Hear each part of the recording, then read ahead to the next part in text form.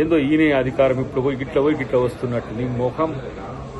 మీకు అధికారం కల్లా ఎవడు చెప్తుండో మీకు మరి పిచ్చోడు. మీకు మళ్ళా వస్తుంది సార్ తెలుస్తలే.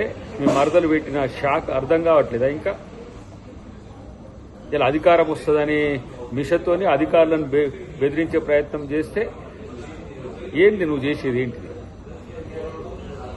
ఇంకా అధికారం పోయినాక కూడా ఎన్ని తిట్టినా సిగ్గు లేదా లజ్జ లేదా? ప్రతిసారి రేవంత్ రెడ్డి గారి ప్రభుత్వం మీద, లేదంటే రేవంత్ రెడ్డి గారి మీద, లేదంటే పథకాల మీద అబద్దాలతో కూడిన స్టేట్మెంట్స్ ఇవ్వడం అనేది మీకు మాత్రమే చెల్లుబాటు అవుతుందిరా నాయన. నాకు అర్థం కావట్లేదు.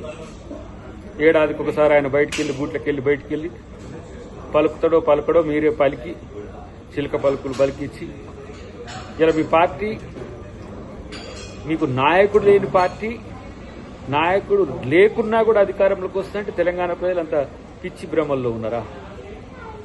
ఇంకా దోచుకున్నది చాలదా? ఇంకా తెలంగాణను తెగదోచుకోవడానికి మీరు ప్రయత్నాలు చేస్తున్నారా?